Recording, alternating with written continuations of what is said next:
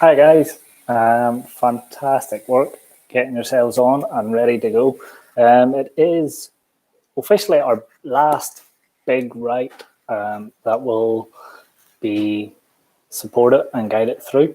You'll have one more next week to do, but that will be more individual, kind of more assessment-y style, and that will be the last big write that you do in 6th class. But this is the last sort of officially step through all the way today, tomorrow, Friday, then going. Okay, so really well done for getting on. Nice to see us all. See some names on there too. We get Sean as well. Good man. So, guys, today we're looking at how to write like an estate agent. So, this one's usually quite fun. I'm going to give you a supporting template for your writing, but you may like to just do your own thing. Usually in a class environment, we would have brochure style, so 6 mini little pages, and they all build up into a brochure that you will be selling a house. So the good points in this one, it's going to be quite fun. It's going to use 2 writing styles that you're very comfortable with. You're going to get to nosy at other people's houses, and hopefully your finished work will look quite visual and be quite nice. So hopefully you do enjoy this one. Now, if you're thinking an estate agent, they sell houses and property. Okay, so estate agents sell property. So that's what you're going to be, and use that as your model to sell. The second option is just to imagine and just write it up using complete 100% imagination. All right, so you have 2 options: 100% imagination, or do a little bit of research. I'm going to give you 2 websites that are very good that you can have a look and see what the estate agents use. Now, those that are doing research, please do not copy and paste straight out of the property websites. It kind of defeats the purpose. So instead, what I would really suggest is have a look, research, find out the words that get used, how they describe things, and then picture a house in your imagination. Picture a house, and then just fill out the form. Okay. So there's a couple of things that we need to do for this one, just to get our brains going. So, as always, our big write, we're going to be looking at our VCOP. This will be the last time that I tell you about this. Your teachers next year may not mention this. If they do not mention it, I hope you have it ingrained up in here that you use it to support your writing, because no matter the age, whatever writing you're doing, the VCOP idea is perfect. All right. So, volume is working, so not too sure. Just having a look. Cleofe and Jay, are you saying that you can hear me or you cannot hear me? So what I will do is I will carry on, and hopefully by the end, once it all processes, it should hopefully sort itself out. Okay. Can. Perfect. Okay, let's continue on. So, VCOP. We're looking at our vocabulary. This is one's going to be really important, because when we're selling houses, we need to be persuasive. Okay, you want to be persuasive. Why? Because you're selling property to someone. You're selling them something. So you need to persuade them. And property is definitely not cheap, especially in Dublin, where it's one of the most expensive in the world. So you've got an even bigger task to really sell, to really make your property stand out. Okay, because remember, you're selling the house. There could be a house right beside it, or 2 down the street, and another estate agent could be selling that house, and you'll be in competition with them. So that's why you want to be persuasive. You really want to sell it. Okay, so I'll come back to this in a second. Alrighty. Your connectives, how you link it up. And this is really important because this is almost like blurb writing for a book. It's snappy. You'll have subheadings. So you're going to break the property up into its different rooms and different areas. And it's like little short, powerful blasts of writing. Okay. So your connectives here will be really important because it's not like a story. You're not going to have hundreds of connectives. You're going to have very few. So the very few that you do have, you really want to make sure they're all different. All right. So connectors, there won't be that many. So make sure they're all different, and I'll help keep the writing interesting. Okay. Your openers, as I said, you're going to break this up into small sections. Every section will probably have a subheading. That's going to give you lots of opportunity to get openers in there. All right.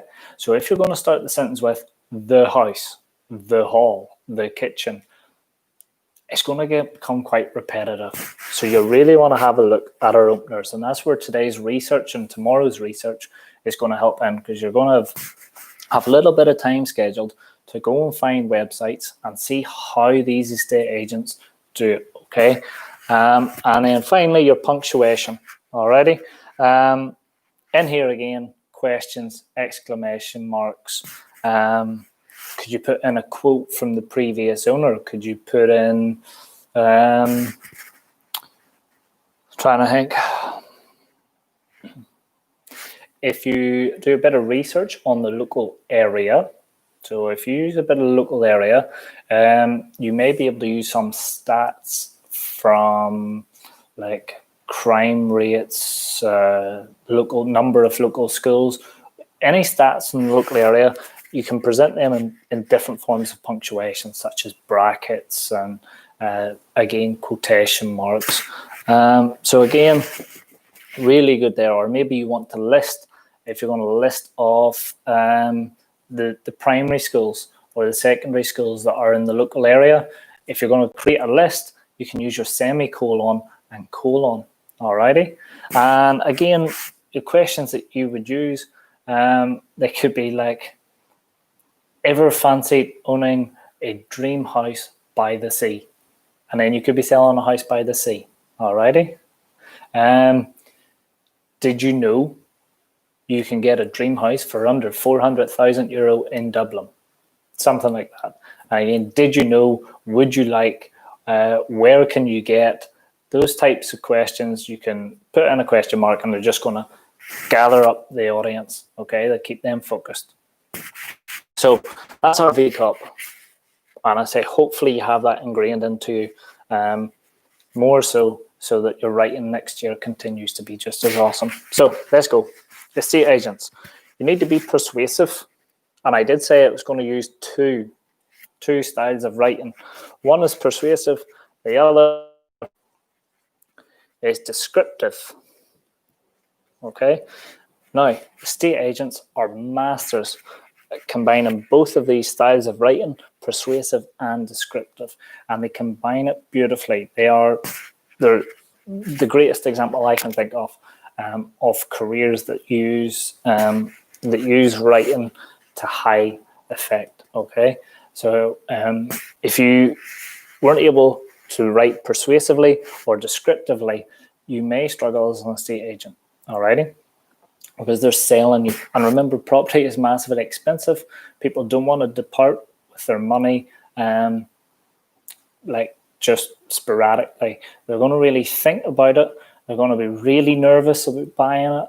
And the estate agent then is having to persuade them that it's a good thing. Alrighty, so moving on. I've already said estate agents sell houses. Okay, and then I just mentioned there, the dream house by the sea. That's an easy sell, right? Fantastic. That's an easy job. Imagine somebody came to you and said, I want you to sell my house, and showed you, and it's this beautiful big mansion by the sea, and every room has sea views, and there's no neighbors around. Easy sell. What happens though when the property that you is a sort of abandoned 1920s cottage in the middle of nowhere, It's got no roof on it. The garden looks like just grass is up here. There might not even be any running water in it. How do you sell that property? Okay, so again, you can have a think about this. Again, estate agents are masters at this. They can take properties that aren't all that appealing, and if you look at the photos, they're not that appealing, and yet the estate agent nearly makes you want to buy that property. They make you believe that that property is for you and that you could turn it into something magical. Okay, so when you're choosing a house, two options again. One, the easy option, just get a stunning house, really good, it's perfect, it's picture perfect. It's the easy one. The second option is if you want to really challenge your writing style and challenge these two techniques, try find a really abandoned, wore down house and then challenge how you can sell that. Okay, so how are you going to sell your house? What do things need to be? One, you need to be positive as well. Okay, so this is linked into these two. Every description that you give is a positive description. You would never say it's run down or it's well worn. You would use positive terms like it's got character. Okay, so don't say it's run down or it's old. It's got character. It's traditional. Okay, so those are words that we can replace old and run down with. We can replace them with traditional, charismatic, character. Okay, historical. Historical is another good one if you're trying to sell something that's very old and run down. But you need to stay positive. So you mentioned all the good things about this property. So even if it does have some negatives, so that dream house by the sea, it might have some negatives. It might only be 2 bedrooms and, you know, all the other houses around it have 5 bedrooms.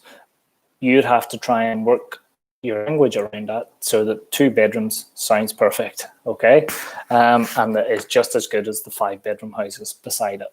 Alrighty, so you have to be positive. Don't mention any negatives, even if you pick a really old building.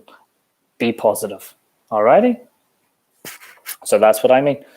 Even if you think the house that you've found is quite low quality, always be positive. So always be positive. It's always the more advantageous words that you want to choose. Okay, so we've spent ages, and you've done it in all your groups, about words that are positive sounding or negative sounding. Okay, so you want to use positive sounding words. Alrighty, so you're going to persuade them. You need lots of description and positive. Now, the description is, how can I phrase this? You want to sell them a vision. Okay, don't sell, when you're selling property, don't when you find pictures of property, so what you may do is you may go online and find pictures and then use them in your template. Totally fine. But if you're selling a property, it may be decorated absolutely stunningly.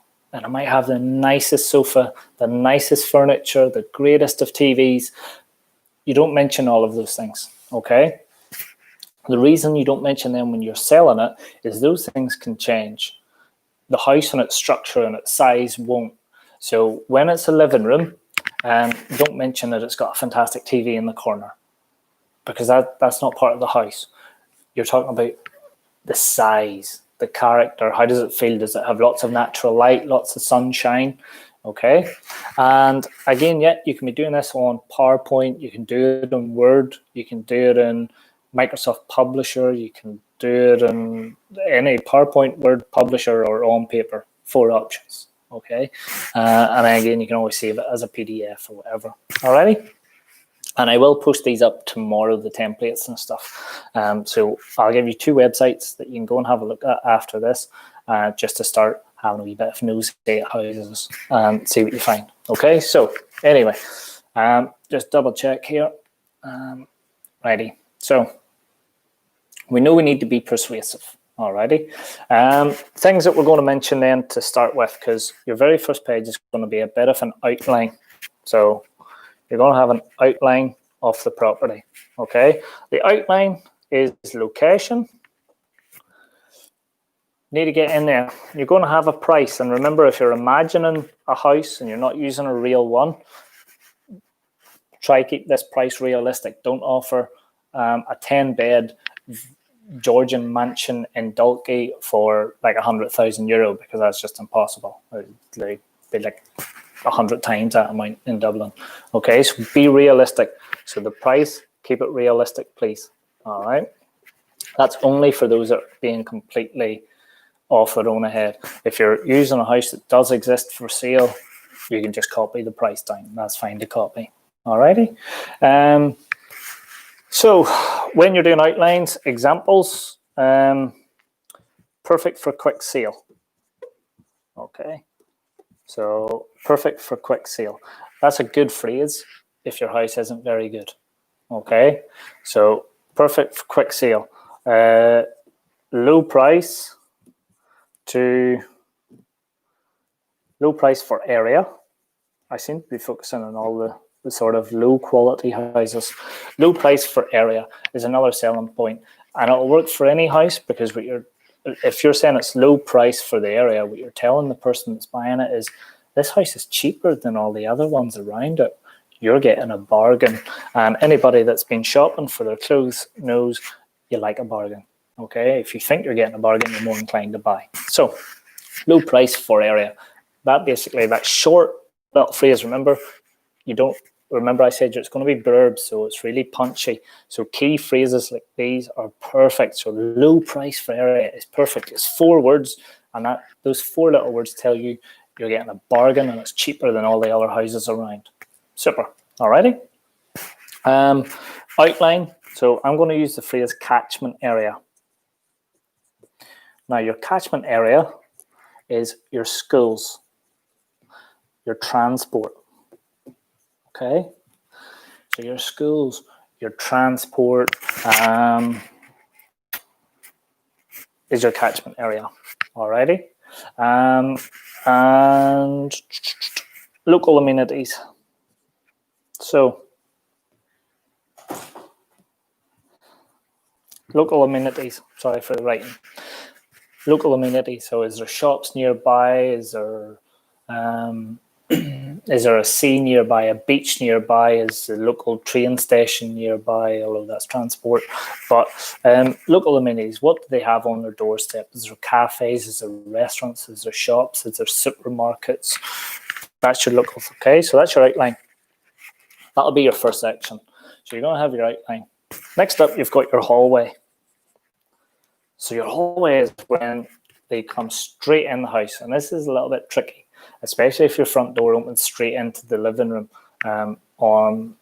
You might miss out on this one. But if you can, try find a house or imagine a house that does have a hallway, you'll be able to get it. Alrighty, so hallway, mention front door. Imagine something like a front door. It doesn't sound that exciting. Every estate agent will mention a front door. Okay. Other things that could be included, you don't need to include all of these. Some of these are just suggestions. Style of staircase. So does the staircase, is it special features? Is it like one of those hovering staircases that seem as if they're just floating? Or is it like, Victorian timber staircase? Alrighty. If it's worth mentioning, mention it. Okay. You can also mention the driveway here, to be fair, in the hallway. Okay. So does it open up onto the driveway? Is it off the driveway? That type of thing. And again, flooring. And now this flooring will reappear in most rooms, but the hallway, does it have genuine wooden floors? Is it freshly carpeted? Okay. So choose there. So your hallway, that'll be your next subheading. So first subheading, second subheading, moving on. Next one then, let's bring up the living room. Okay, so our living room. For the living room, you do not need to describe the decoration or the furniture, as those things can be changed. So instead, let's focus on its size. Okay, is it large? Is it open? Is it welcoming? Okay, is it spacious?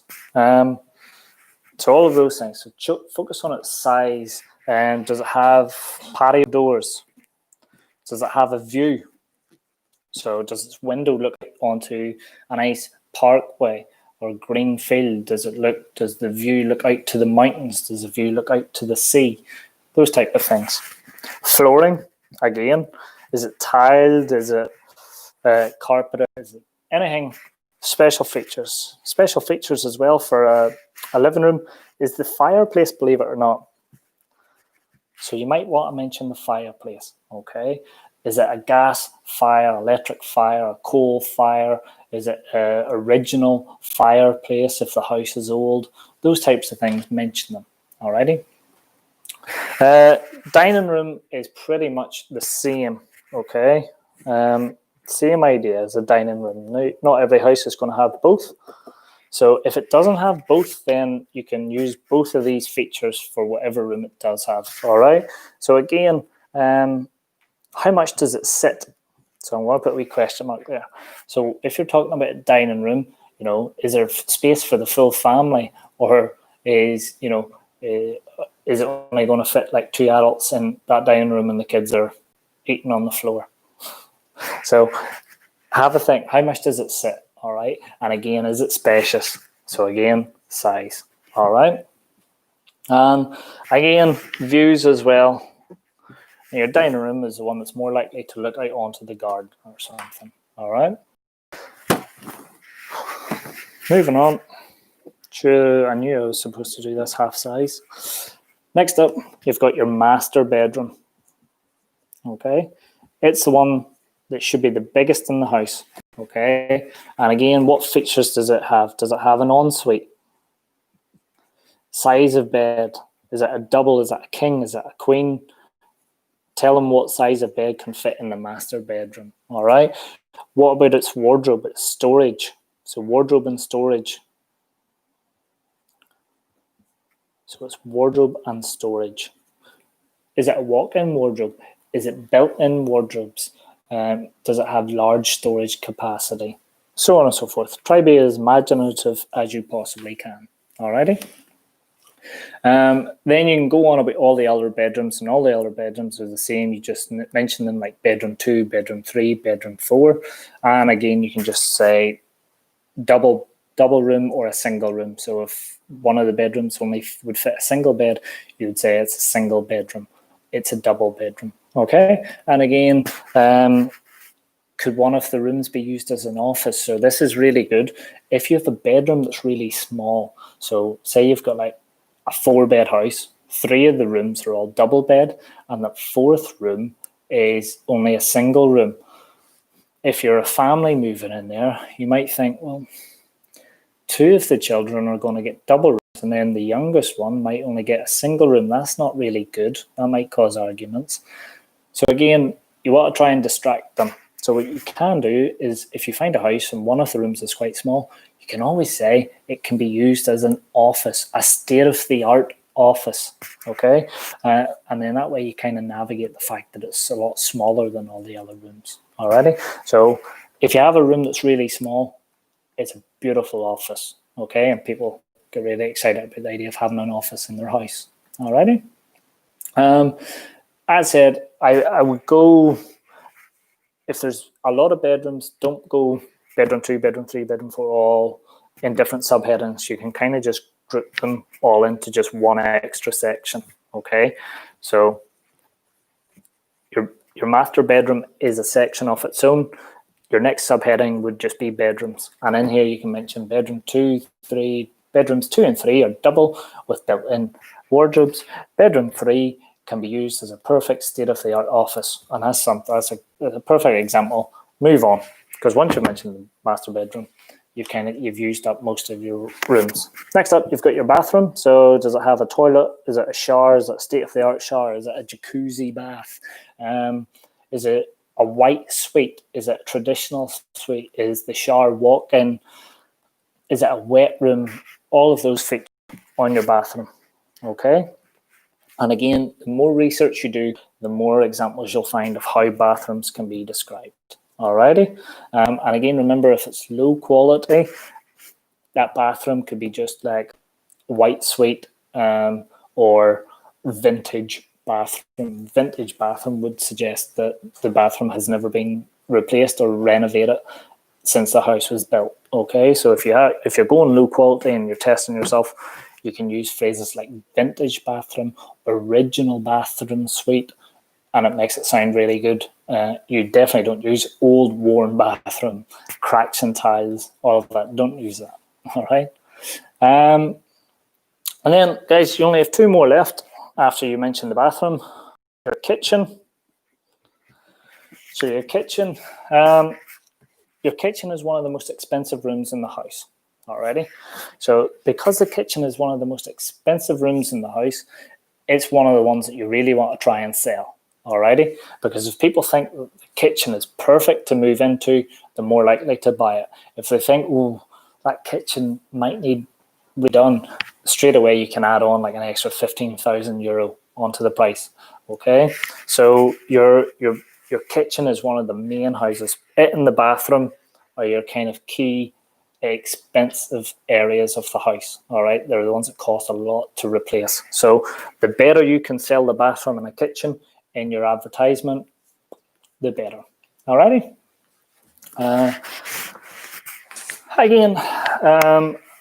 So kitchen, again, think of the appliances. Does it have like big American fridges? Is there patio doors that lead in? Is there views from the sink? Is the sink special? Like off the top of my head, you've got like Bath or Belfast sinks, or like really stylish, like deep in sinks, and they're kind of highly sought after. So with that, again, is it open plan? Open plan means there's no walls in between it. It's really open and spacious. You'll probably have a cooking area and a seating area. So if it's open plan, mention that. If it's integrated appliances, that means your oven and your cooker is built into the wardrobes or into the cupboards. So it's all within fitting. If it's integrated, it means that you don't have a microwave sitting on a worktop. It's built in somewhere and it just looks more finished. Okay. Is the cooker any special type cooker? And again, the more research you do, you'll find out which cookers are special. And if they are, they'll always be mentioned. Okay. Is it brand new? So has the kitchen been replaced recently? If it is, that's a big one. If it's not, then it's traditional. Okay, so if your kitchen hasn't been renovated recently, it becomes traditional style units. All right. If you're selling a really luxury house, it might have what we call granite worktops. So it's like black worktops, and they kind of sparkle a little bit, and they're made of stone. Really expensive. So again, if your house has it, you can always mention granite worktops. All right. The trick, guys, is in each of these rooms, is if anything special about them, you mention it. Okay. And the more research you do to find out those special features, the easier it becomes. All righty. Also, remember, it's not lots of writing in this. It's only little small blasts. Okay. So don't worry. I know I'm going through lots of areas, but don't worry. They're only ever like 4, 5, 6 sentences long. So it's really short, bitty work. All right. So after a kitchen, the last one to mention is your garden. And the garden, again, is another huge selling point. Okay. So your garden's a huge selling point. Here, be imaginative as possible. All right. And even if you want to, even if you have been selling a real house here, just be imaginative if you really want to.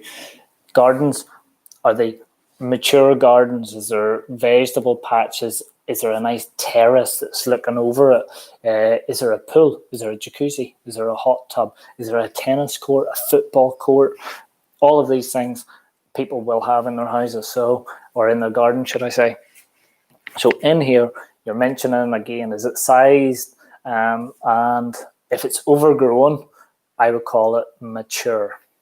It's a mature garden. Okay. Mature just means it's aged. Alrighty. So if your garden isn't looking very good, call it mature. Alrighty. And you should be so I'll just write that mature, mature. Alrighty. So if you have an old one, call it a mature garden. Alrighty. And as I said, so let's have a look at some of our questions. on how to write like an estate agent. If it's a good house, use all those phrases, you know, this dream property, this a unique opportunity or a rare opportunity. So a unique opportunity or a rare opportunity. Those words and phrases, what they're suggesting is if it's unique and rare, what you're suggesting is houses like these don't come up all that often. And you make that you're going to make your person believe that they've got really lucky with their timing. How lucky, they've got the money ready to buy. And here's this house never comes up for sale, it's just up for sale. Okay, so a unique or rare opportunity to buy a house. If it's in a really good area, so highly desirable area.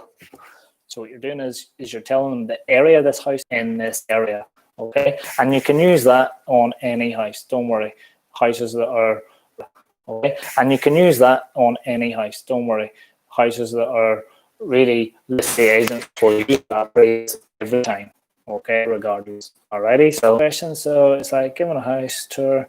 Yes. So essentially what you're doing is you're trying to think the person could picture that house perfectly. The dimension is the house price. Okay, don't say it's got a fridge worth €1,000 in there. The shower was recently replaced. Okay. So guys, I will put up a template, but for today, there's two websites I'm going to send you to. One is daft.ie. There's loads, okay? These two that I'm giving you, they're like supermarkets. So they take all the estate agents and they just advertise it already. So they're really good because they get all the different estate agents. Whereas if you went to one estate agent, you will only see the house they have to sell. So there's two I'm going to give you, daft.ie. And the other one is Property Pal. Now, that Property Pal is propertypal.com. Okay. Now, both of those houses, or both daft.ie, will give you all the houses for Ireland. They're really good for Dublin property. Propertypal.com, they're more based in the north. However, they will have houses in around Dublin, and they have some in the west of Ireland too, but not that many. But again, they're really good websites. So if you're doing research, go check them out. Alrighty, and I'll put them into Google Classroom. Alrighty, and I think those that are watching it, that we're here, have I helped to have an understanding of what it's going to look like and what you need to do?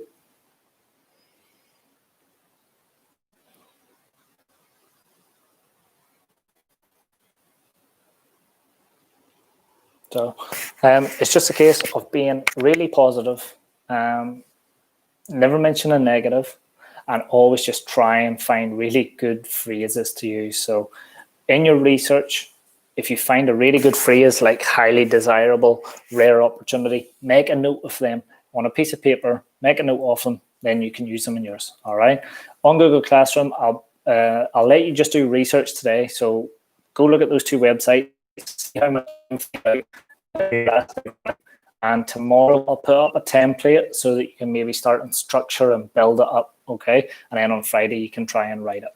Alrighty. Other than that, guys, I'd say it is your last big write. So really well done for getting on. And it's 2:10 now. So really well done, guys. Really nice to see you. It's been fantastic so far. So well done. Alrighty.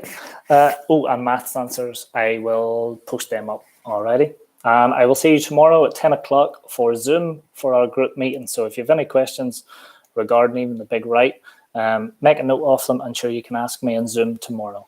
Alrighty. Really well done, guys. Have a nice evening. See you later.